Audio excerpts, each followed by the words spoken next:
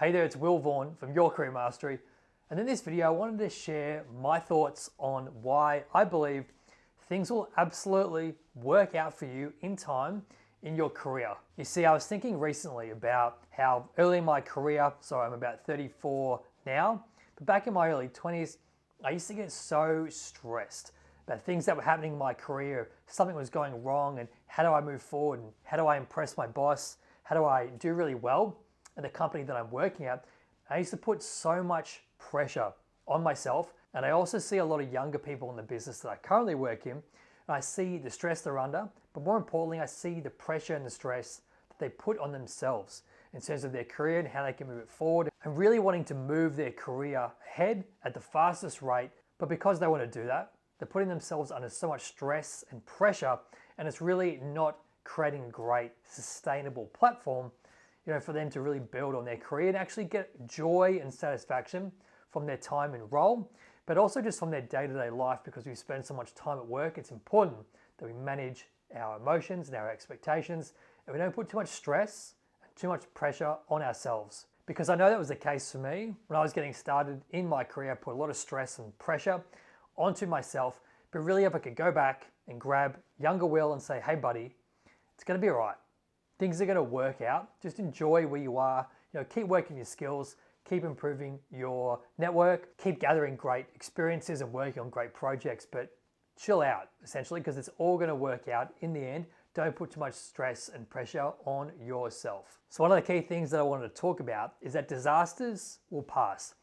There will be disasters that happen in the business that you're working in, whether it is a factory blows up or your website gets hacked. There'll be things that happen. There's always been things that happen to businesses. There always will be things that happen. There's a guy who works in the business that I work in. He's been there like 50 years, and he has seen all manner of disasters and crisis situations come about.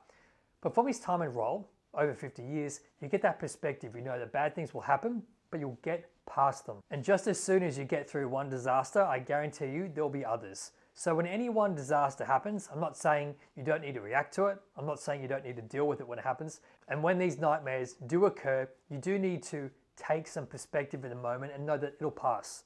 What's happening now is not forever. And then when things get good, that's not forever too, because bad things will come up again, I guarantee it. But you can't put too much stock in any bad situation that comes up. Yes, you need to deal with it, but you also need to understand that this is just the way things work. Bad things happen, and they're not going to last forever. It's not going to be the end of the world. Which brings me to my second point, and is that typically if you're in a relatively middle or junior role, it is not your responsibility to completely fix the entire business. In the previous role that I worked in, which is at an insurance tech company here in Australia, I thought that it was my role, even though I didn't actually think it was my actual role, but I put a lot of pressure on myself to try and really drive business performance, to try and fix the business. But it would never have mattered how long I was in that role, the impact I had on the business, because there would always be some other thing that wasn't working that needed to be improved as well. Now, for context, I worked in the marketing department, and if I smashed my role and smashed my KPIs in terms of marketing and driving new customers and driving new sales and new leads, there was always going to be some other issue in the business that would offset that. Maybe the leads that were coming in were great, but our call center wasn't converting.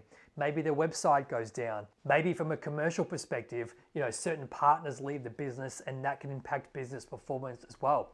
There are so many facets that are required to work well in order for a business to work. And if you're working in one team, you can't control all of the myriad of factors, both internally in the business and externally in the market and in the broader economy. So it's not your role. It certainly wasn't my role to try and fix everything that was broken about the business, but I put a lot of pressure on myself to say, if I could just do this, then we could fix this and we could do that, which may or may not have been true.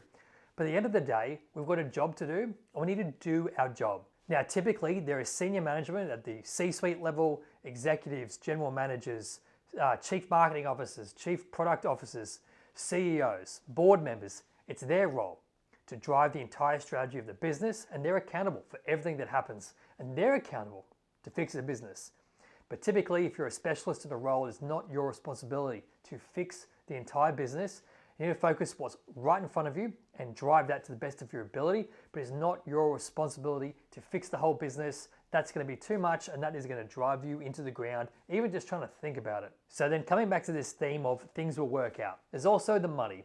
So early in my career, I just wanted to make so much money. I wanted to make as much money as I could, as fast as I could. I'm at a good point now where the pay is pretty decent, but it took time to get there. It didn't happen overnight. So I really encourage you, keep focusing on building your skills, building your experiences, working on great projects. These are all the things that are going to increase your value to the broader marketplace. And it's really your professional development, which I understand is very corporate-y and not always the funnest stuff to talk about. But it's really just building your skills and your experiences and building a network and working on great projects and banking great achievements for your role. These are the things that are going to help you move forward in your career and make more money and take on more responsibility and have a greater impact on the business that you're working for. So focus on your development, and the more that you can lean into improving your skills and getting your experiences, this is what is going to expedite you being able to get more money and get promoted and get a pay rise. And there's no single path in terms of getting more money in your career. You might want to stay in the company and stay there for 15 years because you love it. That is totally fine. But you also might want to job hop every 3 years or every 2 years to land a new role and keep moving forward in your career that way. And I found for me personally, many of the biggest pay rises that I've had have all come from changing jobs. Because when you start a new job, you get a clean slate, you get a chance to really negotiate what you believe your salary is worth to the entire market. Because if you work in a company, generally you're going to go up in certain smaller pay increments, but you can go up in terms of your salary by like 30 to 40 grand when you change jobs. And that's been the case for me in my experience. But of course, how and when you decide to change jobs can depend on a myriad of factors, and that is only a decision that you can make based on your life stage, your job satisfaction, your development opportunities, your pay opportunities, all that great stuff. So no one out there can tell you when it's the right time to change jobs, but you should be able to know for yourself when is that right time. But like I said at the start of this video, things will typically work out. So in the short term, in the micro, things can look tough in your career. Things might be tough in the business you work in. Things might be tough in the economy, but those times pass. So the time that we're in now, where it's high interest rates and inflation and geopolitical conflict, that'll pass.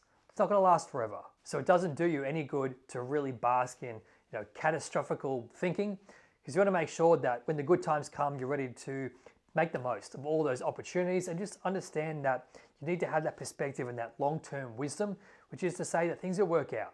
Don't get too stressed about the here and now. Keep moving forward.